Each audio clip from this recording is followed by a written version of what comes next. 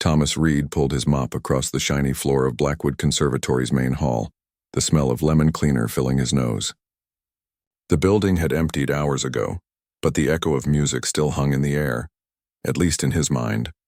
He glanced at the grand piano sitting on the stage, its black surface catching the dim emergency lights. That piano called to him every night like an old friend waiting for a visit. At 24, Thomas didn't look like someone who belonged in this fancy music school. His hands were rough from cleaning and his uniform had seen better days. But those hands held a secret that nobody at Blackwood knew. They could create magic on piano keys. He finished mopping the last corner and put his cleaning supplies away in the small closet that smelled of bleach and old dust. Looking at his watch, he smiled. It was his favorite time of night, when the conservatory belonged to him alone. Thomas walked to the stage, his footsteps echoing in the empty hall. He ran his hand along the piano's smooth edge before sitting down on the bench. Unlike the students who'd played here earlier today, he hadn't had 12 years of lessons or parents who drove him to recitals. His story was different. Growing up, Thomas had lived with his uncle on the outskirts of town after his parents died in a car crash when he was 10. His uncle wasn't cruel, but he wasn't warm either. Music doesn't put food on the table, he'd say whenever he caught Thomas tapping out rhythms on their wobbly kitchen table. There had been an old keyboard in the school music room, but the music teacher only let certain kids use it, the ones whose parents could pay for the extra lessons. Thomas wasn't one of them. He took a deep breath and placed his fingers on the keys, not playing yet, just feeling the cool ivory beneath his fingertips. 5 years ago, he'd been washing dishes at a diner when he heard about the janitor job at Blackwood. The pay was better, and something about being around music all day pulled at his heart. He'd never imagined that this job would change his life. During his first month at Blackwood, Thomas had just cleaned around the instruments, afraid to touch them.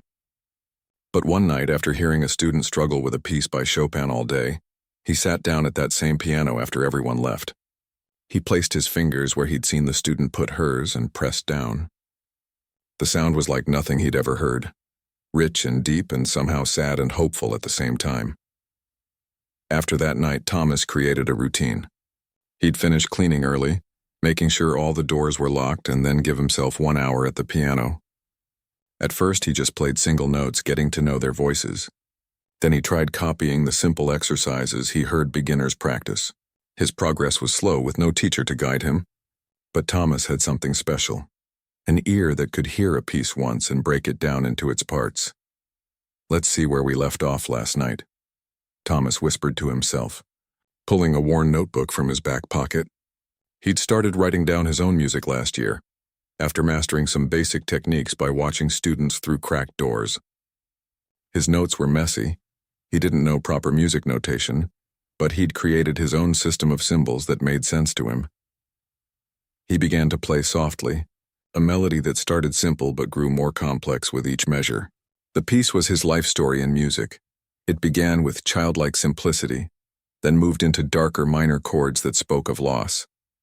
The middle section struggled between harmony and discord, like his years bouncing between temporary homes. But then came the part he loved most, where the melody found its way to something beautiful, something that felt like hope. Thomas lost himself in playing, his calloused fingers moving with surprising grace across the keys. In these moments, he wasn't a janitor anymore. He was a musician, a creator. The music filled the empty hall, bouncing off the walls and returning to him like a friend. He didn't hear the door at the back of the hall open slightly. He didn't notice the figure standing in the shadows. "Listening. That's quite remarkable," a voice said, making Thomas jump so badly he nearly fell off the bench. He turned to see Mrs. Chen, the piano department head, walking toward the stage. Her gray hair was pulled back in its usual tight bun, but her expression wasn't stern like it was during the day. She looked curious. "I'm sorry," Thomas said quickly, standing up. "I know I shouldn't be touching the instruments." "I can explain." Mrs. Chen held up her hand. "How long have you been playing like that, Mr. Reed?" Thomas swallowed hard. "About 5 years, ma'am. Only after hours, I promise. I always make sure my work is finished first." She nodded slowly, climbing the steps to the stage. "And that piece?" "I don't recognize it." Heat climbed up Thomas's neck. "It's, something I've been working on. Just fooling around, really. Mrs. Chen's eyebrows rose slightly. You compose that yourself? I guess you could call it that. I don't really know how to write music properly. He clutched his notebook tighter. She held out her hand. May I? Thomas hesitated before handing over his notebook.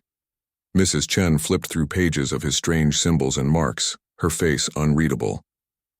You've created your own notation system, she said finally. It wasn't a question. It's probably all wrong, Thomas said, wishing he could disappear. He was going to lose his job for sure.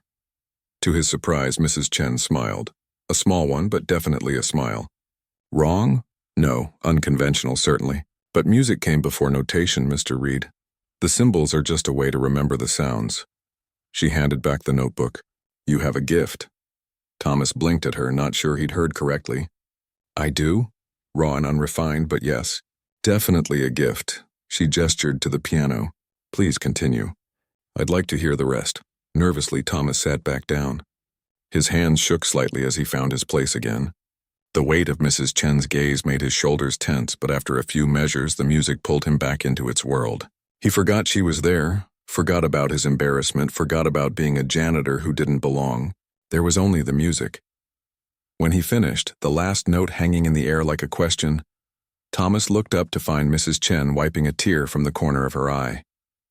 That was beautiful, she said softly. What do you call it? Thomas shrugged. I don't really have a name for it. Well, it deserves one. She sat down beside him on the bench, keeping a respectful distance. Mr. Reed, have you ever considered taking lessons? Thomas laughed, a short, bitter sound. On a janitor's salary? No, ma'am. Mrs. Chen nodded thoughtfully. What if I told you that Blackwood has a scholarship program? Not widely advertised, but it exists for exceptional cases. Thomas's heart began to race. I'm not a student, though. I work here. Rules can be bent for extraordinary talent. She stood up. I can't promise anything, but I'd like to discuss your situation with the director. Would you play for him if I arranged it? Thomas felt like he was dreaming. Yes, I would. Good, for now this stays between us. Continue as normal. She walked toward the stage steps, then turned back. And Mr. Reed? Thank you for reminding an old teacher why music matters. After she left, Thomas sat frozen on the bench. Had that really happened? Would anything come of it, or was Mrs. Chen just being kind? He closed his notebook and placed it back in his pocket. Even if nothing changed, if he remained a janitor who played piano in secret for the rest of his life, tonight someone had heard his music and thought it was worth something. For now, that was enough. Thomas stood and ran his hand along the piano one last time before turning off the stage lights. Tomorrow would be another day of mopping floors and emptying trash. But tonight, for a brief moment, he had been seen for who he truly was, not Thomas Reed the janitor, but Thomas Reed the musician. As he locked the conservatory doors behind him and stepped into the cool night air, Thomas hummed his melody softly. For the first time in years, he allowed himself to wonder if life might have something more in store for him than he'd ever dared to dream. 3 weeks passed since Mrs. Chen discovered Thomas playing the piano after hours. Each day he worked his regular shift, mopping floors and taking out trash, wondering if she had forgotten their conversation. Sometimes he caught her watching him during the day, but she never mentioned their late-night encounter. Thomas began to think it had been just a kind moment that would lead nowhere. Then one Tuesday afternoon, as Thomas cleaned the windows in the main hallway, the conservatory director, Mr. Winters, approached him. Mr. Winters was a tall man with thick white hair and eyes that missed nothing. Students straightened their posture when he walked by. Reed, he said, his voice deep and formal. Could you come to my office when you finish here? Thomas's heart jumped. Yes, sir. About 10 minutes, if that's okay. Mr. Winters nodded and walked away, his leather shoes clicking on the polished floor. Thomas rushed to finish the windows, his mind racing. Had Mrs. Chen spoken to the director after all? Or was this about something else, maybe a complaint about his work? He quickly put away his cleaning supplies and checked his reflection in the freshly cleaned window, smoothing down his uniform shirt before heading to the director's office. The secretary waved him straight in. Thomas knocked lightly on the heavy wooden door. Come in, called Mr. Winters.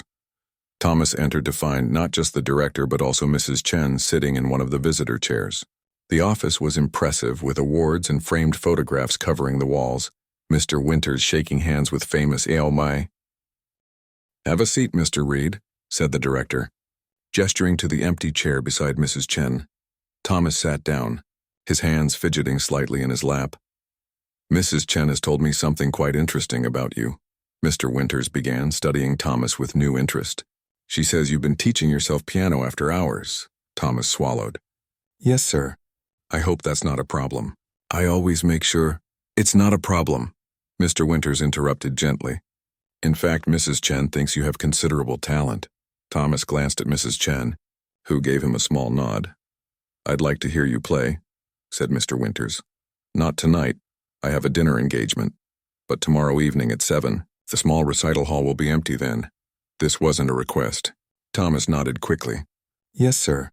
"Thank you." "Don't thank me yet," Mr. Winters said, a hint of a smile crossing his face. "I've been running this conservatory for 25 years. I've heard a lot of talented people, and a lot who just think they're talented." He leaned forward slightly. "I trust Mrs. Chen's judgment, but I need to hear for myself." "I understand," Thomas said, his throat dry. Mrs. Chen spoke for the first time.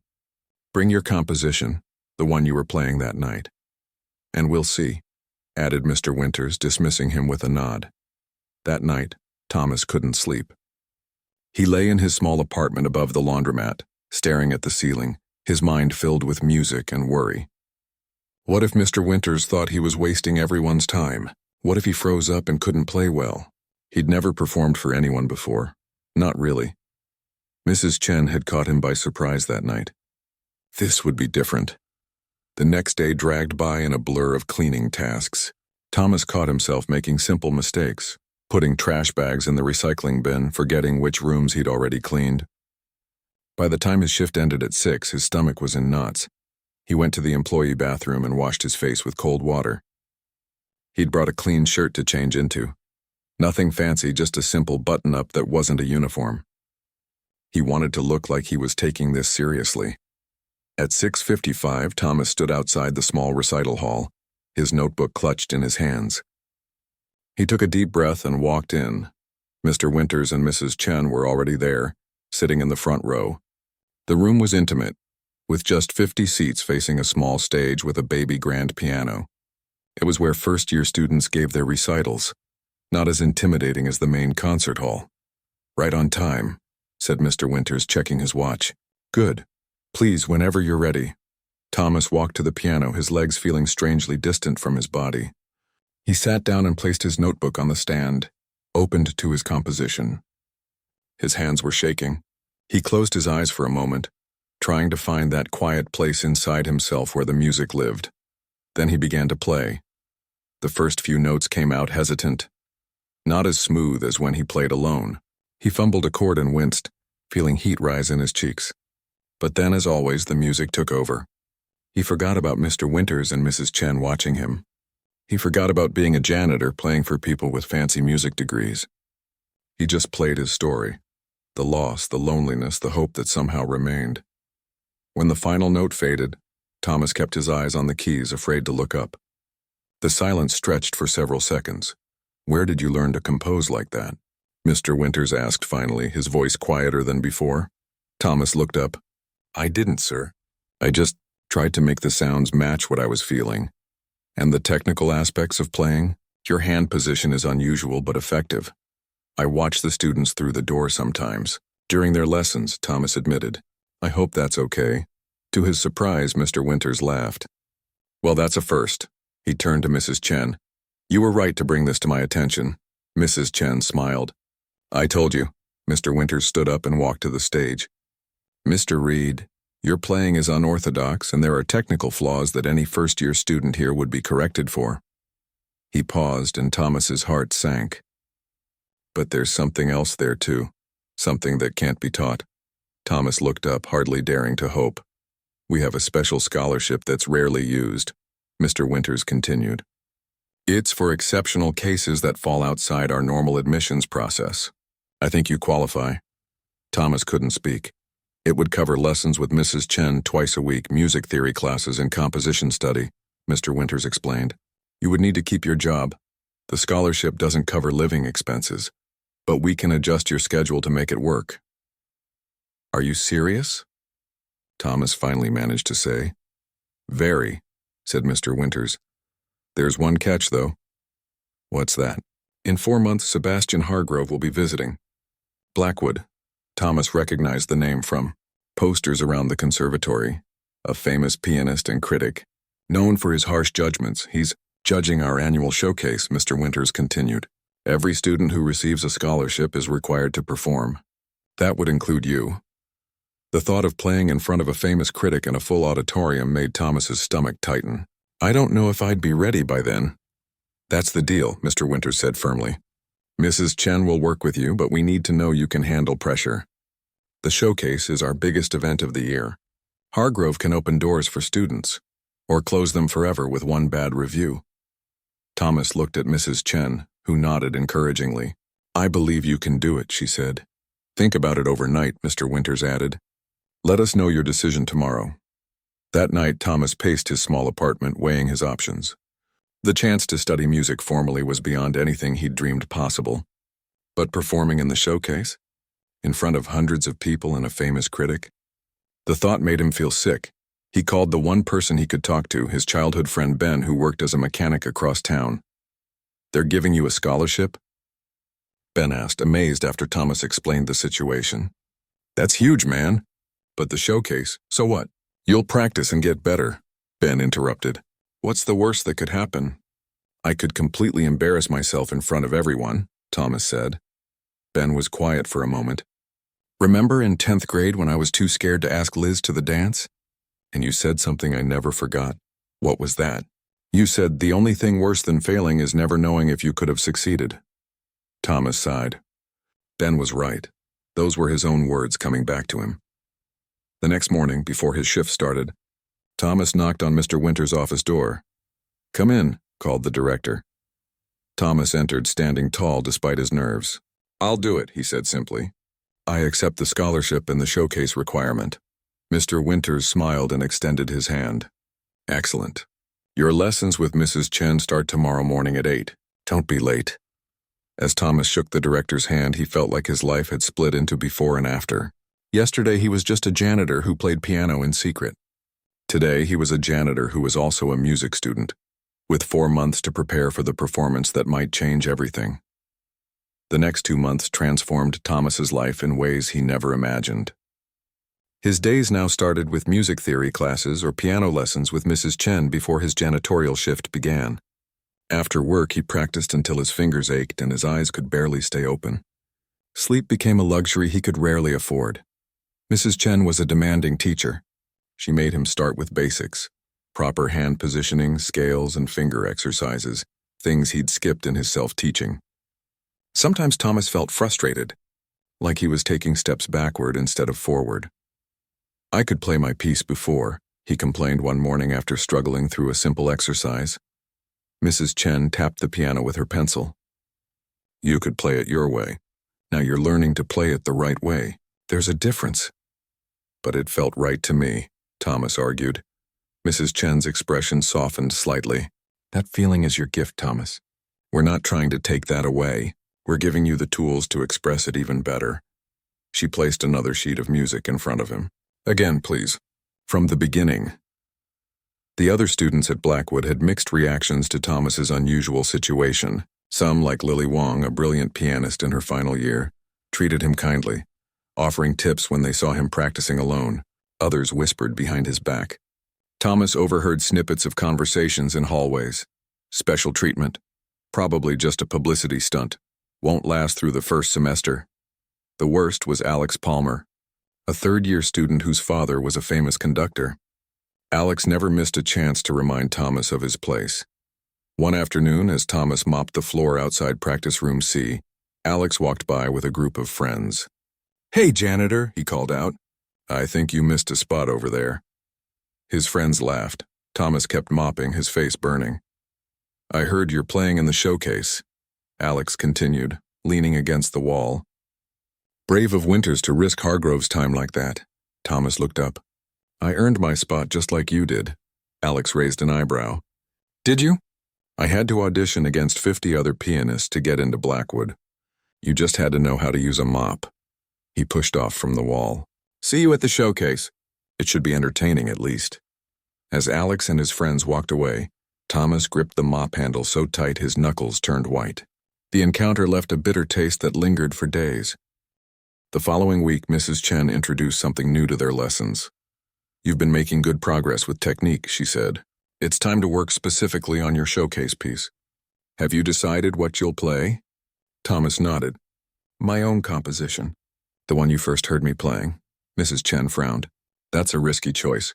Hargrove is notoriously hard on original compositions, especially from new students.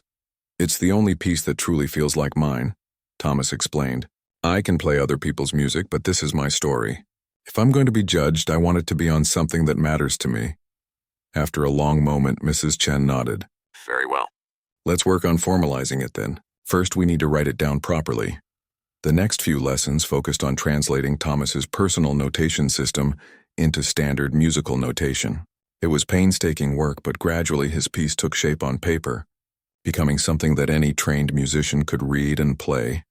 Your composition has natural talent behind it, Mrs. Chen said one day as they reviewed the score. The emotions come through clearly, but there are places where the structure could be strengthened. Together, they refined the piece, keeping its heart intact while improving its form.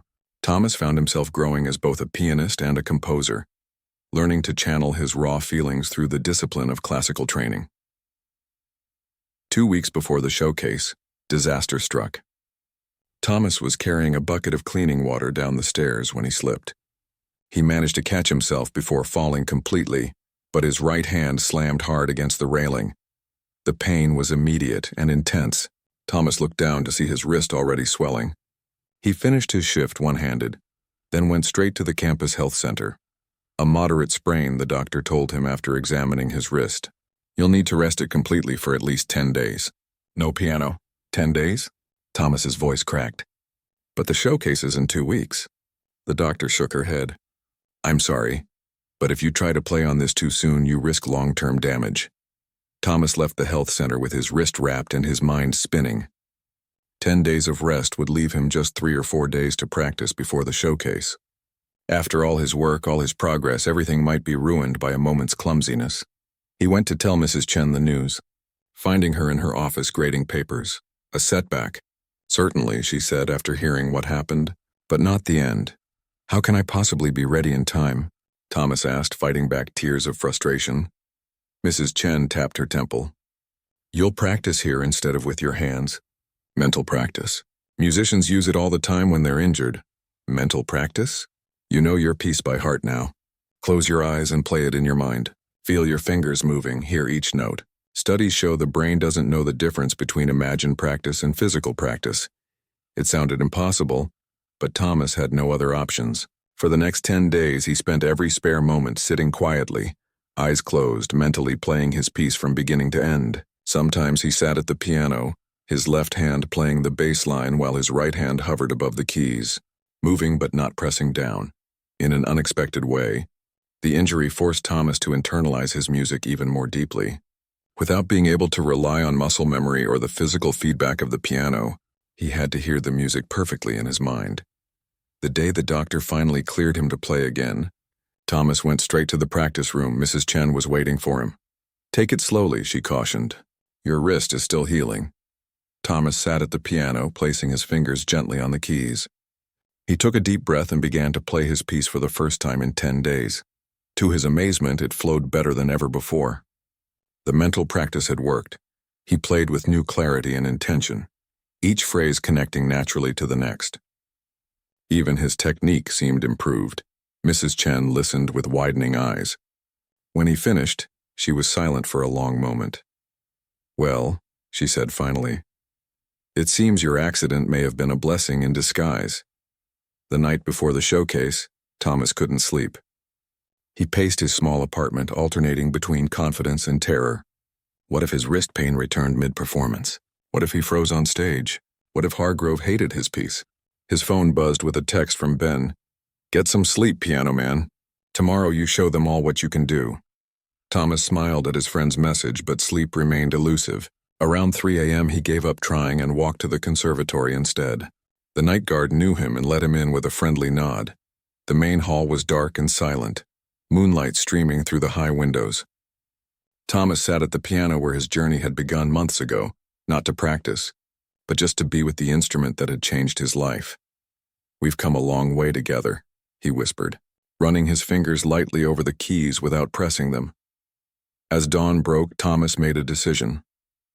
No matter what happened at the showcase, whether Hargrove praised him or ridiculed him, whether the audience applauded or laughed, he would play his heart out. This was his one chance to be heard, to show the world who he really was behind the janitor's uniform. He walked home as the sun rose, a strange calm settling over him. In just 12 hours everything would change, for better or worse. All he could do now was be ready for his moment. The day of the showcase arrived with perfect blue skies and a crisp autumn breeze. Thomas woke after just a few hours of restless sleep, his stomach tight with nerves. He made coffee but couldn't drink it. He tried to eat toast but gave up after 2 bites. The showcase was scheduled for 7 p.m., but performers needed to arrive by 5 for final preparations. Thomas spent the morning cleaning the conservatory as usual. Mr. Winters had insisted he complete his work duties despite the showcase. Maybe he thought it would keep Thomas's mind occupied, or maybe it was a reminder that his scholarship didn't mean special treatment. "Good luck tonight," said Rosa, the other daytime janitor, as they crossed paths in the supply closet. "My daughter and I will be there cheering for you." Thomas smiled gratefully. Rosa had been kind to him from his first day, showing him the ropes and sharing her homemade tamales on late shifts. "Thanks, Rosa. That means a lot." As he mopped the practice room hallway, Thomas overheard snippets of last-minute rehearsals behind closed doors. Scales ran up and down, difficult passages repeated over and over. The tension in the building was almost visible, everyone preparing for Hargrove's critical eye. At noon, Thomas took his lunch break in the small staff room. He sat alone, trying to eat a sandwich while reviewing his music in his mind. Alex Palmer and 2 friends entered, getting coffee from the machine in the corner. Thomas kept his eyes down, hoping to avoid another confrontation. No such luck. "Well, if it isn't our janitor-turned-pianist," Alex said loudly, leaning against the counter. "Ready for your big debut?" Thomas nodded without looking up. "As ready as I'll ever be." "I heard you're playing your own composition," one of Alex's friends said, smirking. "Brave choice," Alex laughed. "Or foolish. Hargrove tore apart Professor Daniel's new concerto last year, and he's been composing for 30 years. He sipped his coffee. "But hey, at least when this is over, you'll still have a job mopping floors." They left, their laughter echoing down the hallway. Thomas threw away the rest of his sandwich, his appetite completely gone. At 4 p.m., Thomas finished his shift and headed to the small changing room where he had stored his outfit for the performance. Nothing fancy, just a simple black suit he'd found at a thrift store. Mrs. Chen had helped him pick out a dark blue tie that brought out his eyes. As he changed, Thomas felt like he was putting on armor for battle. The suit didn't transform him into someone else, but it did make him feel like more than just the janitor for once. At 4:30, he made his way to the green room behind the main concert hall, where the performers were gathering. The room buzzed with nervous energy, students pacing, whispering to each other, some sitting perfectly still with closed eyes. Thomas found a corner and sat alone, feeling like an imposter despite the months of preparation. Lily Wong, wearing a sparkling black dress, spotted him and came over. "How are you holding up?" she asked kindly. "Terrified," Thomas admitted. "You?" "Oh, just the usual pre-performance nausea," she said with a small laugh. "10th showcase and it never gets easier." She touched his shoulder lightly. "Your piece is beautiful, Thomas. I heard you practicing yesterday. Just play it like you did then and you'll be fine." Before Thomas could thank her, the door opened and Mr. Winters entered. The room immediately fell silent. "Good evening, everyone," the director said, his voice calm but authoritative. "Mr. Hargrove has arrived and is taking his seat. We'll begin in 20 minutes. You all know the performance order." Thomas was scheduled second to last, just before Lily, who would close the showcase. The waiting would be almost as hard as the performance itself.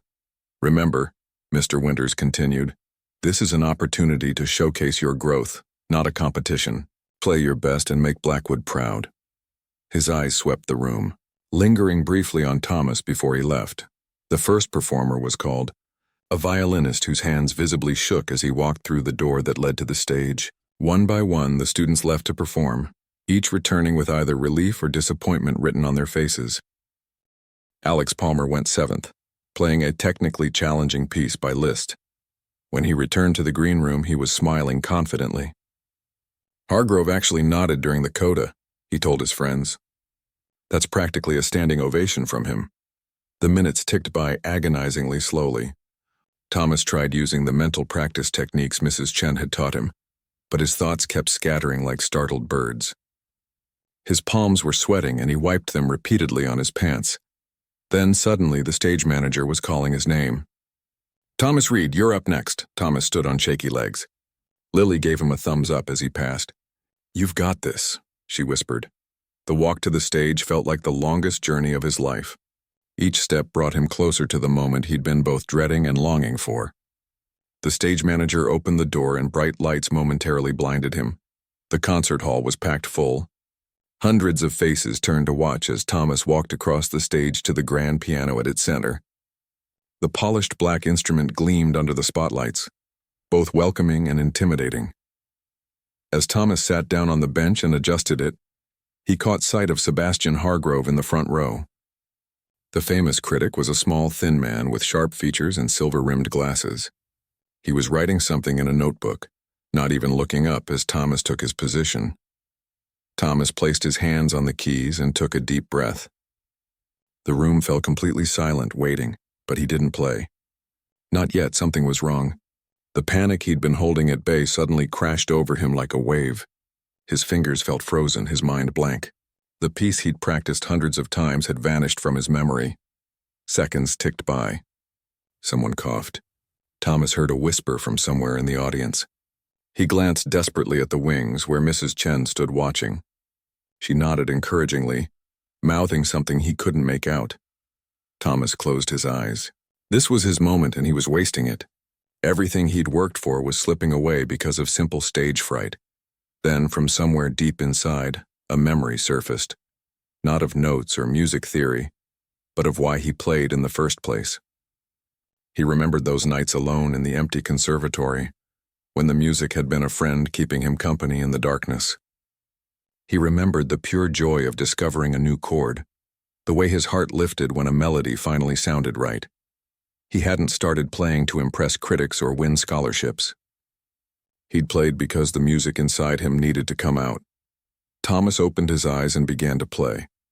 The first notes were soft, almost hesitant, like someone testing unknown waters. But as the piece progressed, Thomas found his confidence. The months of training with Mrs. Chen merged with his natural feel for the piano. His fingers moved with both technical precision and emotional truth. The composition told his story, the loneliness, the struggle, but also the beauty he'd found along the way. As he played, Thomas forgot about Hargrove, forgot about the audience, forgot about everything except the music flowing through him. In that moment, Thomas wasn't playing for anyone else, not for approval or validation. He was playing for himself, offering his truth to whoever might hear it. And somehow that made all the difference. The piece built to its emotional peak, Thomas's hands dancing across the keys with a grace that surprised even him. Then gradually it resolved into a gentler, hopeful conclusion, like a question finally answered after years of asking. As the final note faded into silence, Thomas kept his eyes closed, not ready to return to reality just yet. For a brief, wonderful moment, he existed purely in the space his music had created.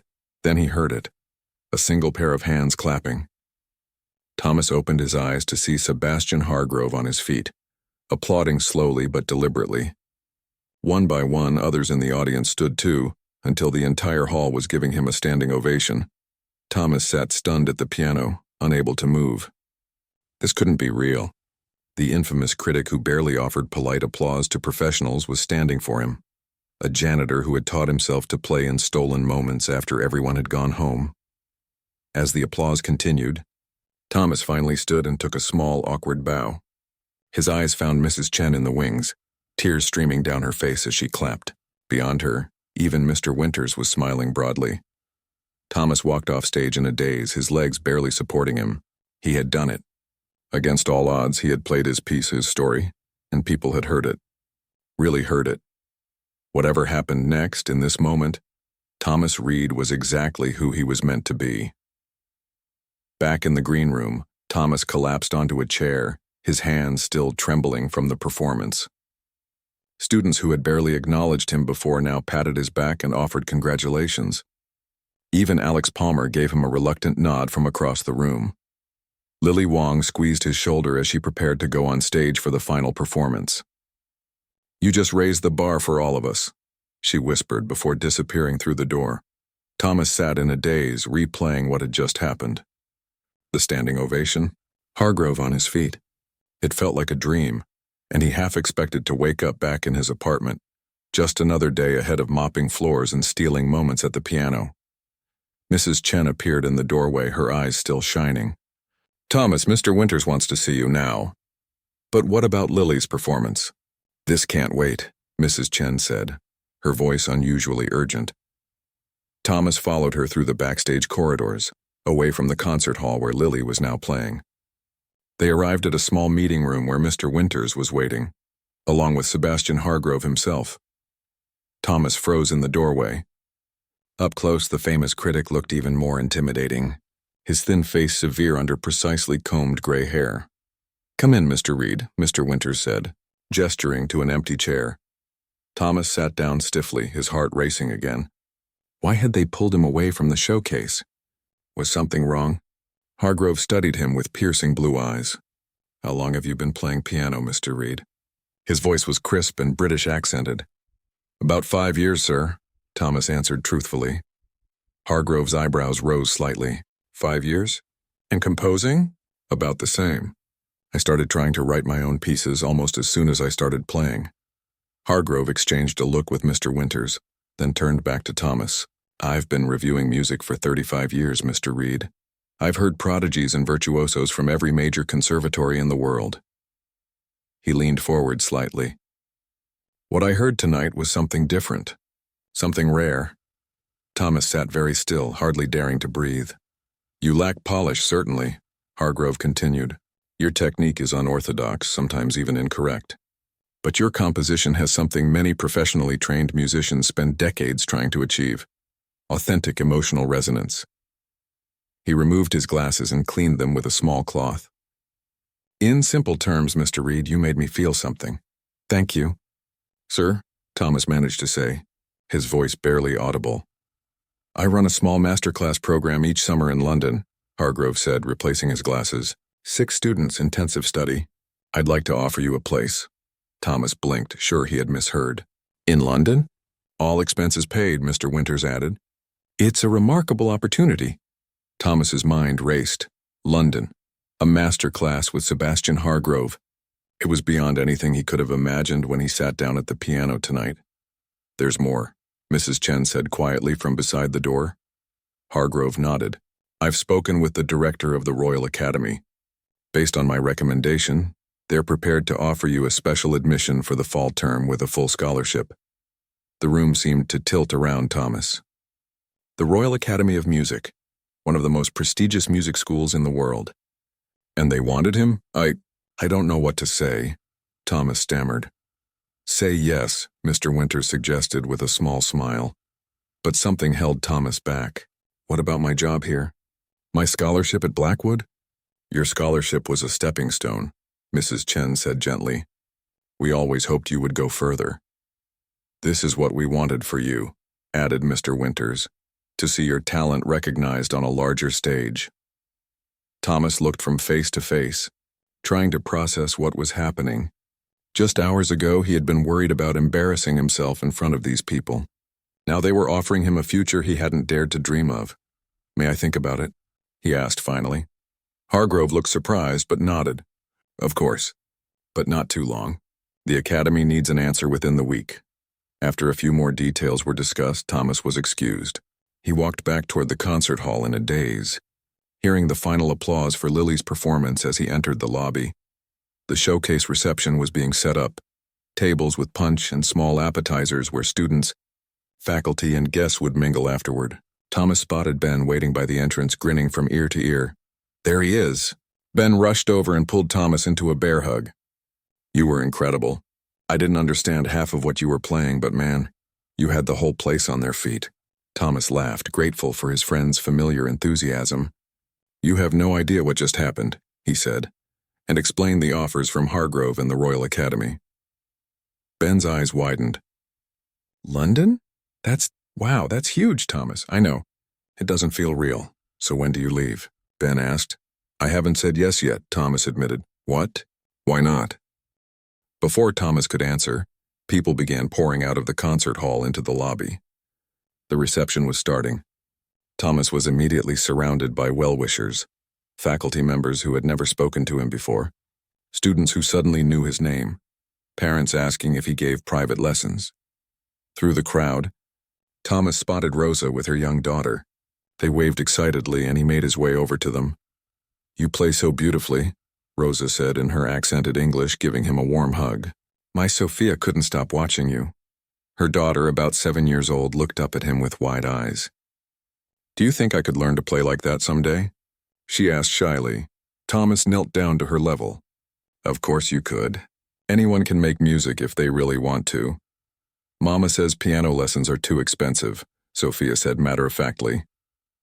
Thomas glanced at Rosa, who looked embarrassed. He knew she worked 2 jobs to support her daughter. The best lessons I ever had were the ones I gave myself, Thomas told Sophia. Just loving music is the most important part. As the evening continued, Thomas found himself torn between elation and confusion. Everything he had ever wanted was now within reach. A real music education. A chance to develop his talent fully.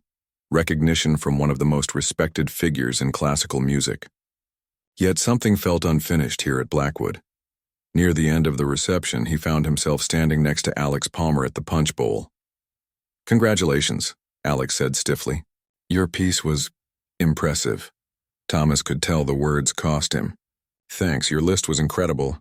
I could never play that technically. Alex looked surprised at the compliment. Not yet, maybe. He hesitated. I heard Hargrove offered you a spot in his master class. News traveled fast. And admission to the Royal Academy, Thomas added. You'd be crazy not to take it, Alex said, a hint of genuine advice in his voice. I'm still thinking about it. Alex shook his head in disbelief. What's to think about? It's the chance of a lifetime. Maybe he was right.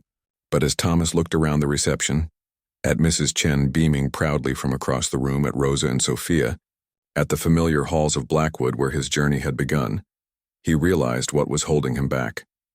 The next morning, Thomas asked to meet with Mr. Winters, Mrs. Chen and Sebastian Hargrove again. They gathered in the director's office, expectant faces watching as Thomas took a deep breath. I'm honored by your offers, he began carefully, more grateful than I can say. But I've made a decision. Hargrove frowned slightly. You're declining? Not exactly, Thomas said. I'd like to accept the masterclass this summer. But after that, I want to return to Blackwood for 1 more year before considering the Royal Academy. Mr. Winters looked puzzled. May I ask why? Thomas nodded. Last night after my performance, a little girl asked me if she could learn to play like me someday. Her mother is a janitor here, just like me. It made me realize there are probably other people like us, people with music inside them but no way to let it out. He leaned forward, suddenly passionate. I want to start a community program here at Blackwood. Free piano lessons for kids who can't afford them, maybe adults too. Use what I've learned to open doors for others. Mrs. Chen's eyes were glistening again. That's a wonderful idea, Thomas. I still have so much to learn myself, Thomas continued. But I understand what it's like to learn without traditional advantages. Maybe that's something I can offer that other teachers can't. Hargrove studied him with new interest. The academy would still welcome you after a year, I think, especially with such a purpose in mind. Mr. Winters was nodding slowly. We could provide space for such a program. Perhaps even some funding. One condition, Thomas added with a small smile. I don't want to be a janitor anymore. Mr. Winters laughed. I think we can arrange a teaching assistant position instead. As Thomas left the office, he felt lighter than he had in years. The future stretched before him full of possibilities he never would have imagined 6 months ago. That evening, He returned to the empty concert hall one last time. Sitting at the piano where it all began, he played a few notes of his composition, the piece that had changed everything. The music sounded different now. Not because the notes had changed, but because he had. Thomas Reed was no longer just a janitor who played piano in secret. He was a musician, a composer, a teacher-to-be. Someone who had found his voice and was ready to help others find theirs. And that, he realized as the final notes echoed in the empty hall, was the most beautiful composition of all.